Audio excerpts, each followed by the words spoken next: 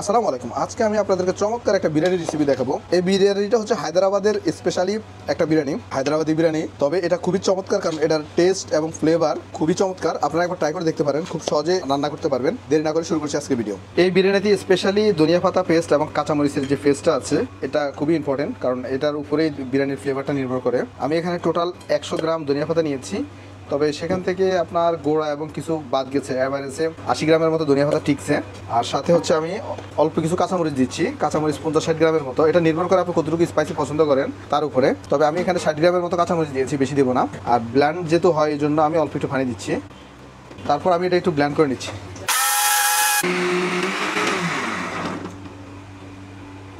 Proper smooth paste করে নিতে হবে। আমি এখানে টোটাল 1 কেজি 800 গ্রাম মুরগি নিয়েছি। 2 কেজি নিতে পারেন আপনারা, কোনো অসুবিধা নেই। আর মুরগিগুলোর সাইজ একটু বড় সাইজ করে কেটে রেখেছি, 8 পিস করে। আর মশলার ভিতরে আমি এখানে দিচ্ছি আদা রসুন বাটা 1 কাপের 3 ভাগের 1 ভাগ, টক দই দিচ্ছি 1 কাপের 3 ভাগের 1 ভাগ। আমি সবগুলো মশলা মেপে দিচ্ছি এই কারণে, যাতে আপনারা খুব সহজে রান্না করতে পারেন। জাস্ট কাঁচা পেঁয়াজ দিচ্ছি 1 কাপ। আমি যে গ্রিন চিলি পেস্ট করেছি, সেই গ্রিন চিলি পেস্ট দিচ্ছি 1 কাপ, 2 কাপ। আর সাথে ভাজা পেঁয়াজ দিচ্ছি 1/2 কাপ। আর দিচ্ছি কিছু তেজপাতা হাতে জাস্ট একটু ভেঙে দিচ্ছি। এবং আমার হাতে বানানো সেই বিরিয়ানির মশলা 1 table spoon, 2 table spoon, 3 table spoon. এখানে একটা জিনিস খেয়াল রাখবেন, যদি আপনারা মাটন বিরিয়ানি অথবা বিফ বিরিয়ানি তৈরি করেন, সেক্ষেত্রে আরও 1 টেবিল স্পুন বেশি মশলা ইউজ করতে পারেন, কোনো অসুবিধা নেই। আর লবণ দিচ্ছি পরিমাণ মতো, এখানে 1 টেবিল স্পুন, 2 টেবিল স্পুন। আর মরিচের গুঁড়া দিচ্ছি 1 টেবিল স্পুন। আপনারা এখানে কোনো হলুদের গুঁড়া ইউজ করবেন না, কারণ এটা জাস্ট মরিচের গুঁড়ার উপর রান্না হবে। তারপর অল্প একটু জয়ত্রী দিচ্ছি, জয়ত্রী জাস্ট 2-3 পিস, 4-5 পিস লং, 10-12 পিস এলাচি, 2-3 পিস দারচিনি। ব্যাস। এখন এই চিকেনটা ভালো করে মাখিয়ে নিতে হবে। মাখিয়ে 8 থেকে 10 মিনিট রেখে দিতে হবে।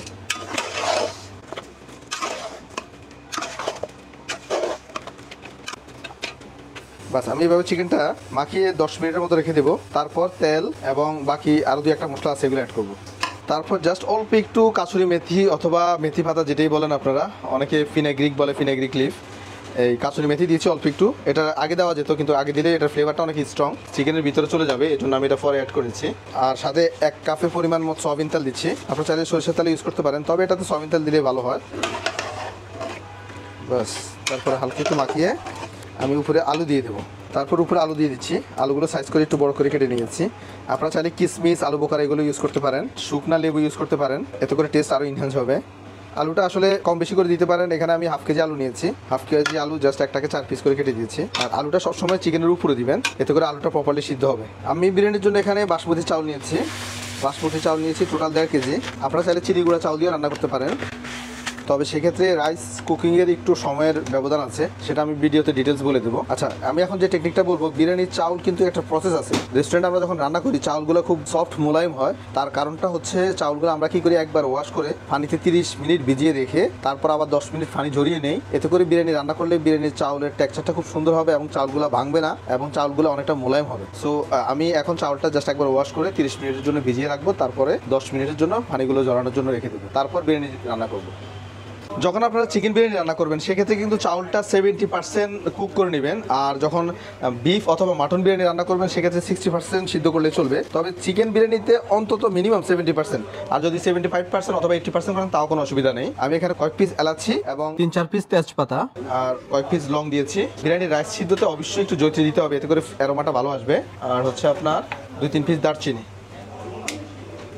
আচ্ছা, এই মশলাগুলো দিয়ে রাইসটা একেবারে পরিপূর্ণভাবে ফুটিয়ে নিতে হবে, একদম যাতে বাবলিং আসে। তারপর রাইসটা দিতে হবে।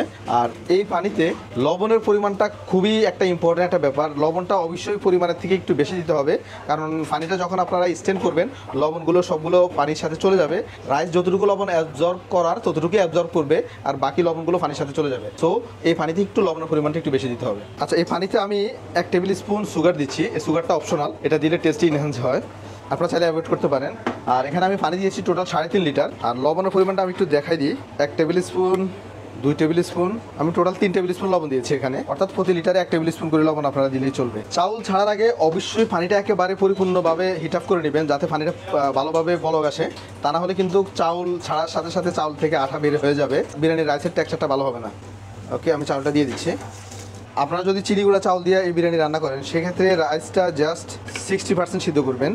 আর চিনি গুঁড়া চাউল দিয়ে যদি আপনারা খাসির মাংস অথবা গরুর মাংস দিয়ে বিরিয়ানি রান্না করেন, সেক্ষেত্রে চাউলটা জাস্ট 30 থেকে 40% সিদ্ধ করবেন।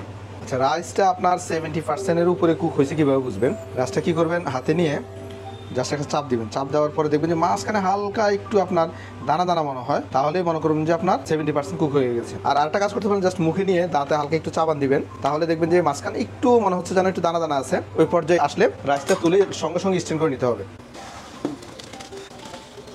জাস্ট পানিটা একদম পরিপূর্ণভাবে পানিটা ফেলে দিয়ে, আচ্ছা রাইসটা জাস্ট 1 মিনিট পানি জড়িয়ে সঙ্গে সঙ্গে গরম অবস্থায় রাইসটা চিকেনের উপর ঢেলে দিতে হবে। আর একটা কথা বলি নেই, আমি কিন্তু চিকেনটা কুক করি নাই, চিকেনটা জাস্ট মাখিয়ে রেখেছি। অনেকেই দম বিরিয়ানির সম্পর্কে ধারণা নেই, যার কারণে হয়তো বা চিন্তা করতে পারেন চিকেনটা আমি কুক করে নিয়েছি। আসলে চিকেনটা আমি কুক করে নাই, জাস্ট কাঁচাই ছিল। আর পাশে আমি একটু ময়দা গলিয়ে রেখেছি যাতে খুব দ্রুত এটা দমে বসানো যায়। এই জন্য রাইসটা দেওয়ার পরে রাইসটা জাস্ট একটা জাকি দিবেন, এইভাবে প্রপারলি একটা জাকি দিয়ে রাইসটা বসিয়ে নেবেন। তারপর ওই আমার যে ধনিয়া পাতা পেস্ট ছিল সেই বাকি অংশটা উপরে দিয়ে দিচ্ছি।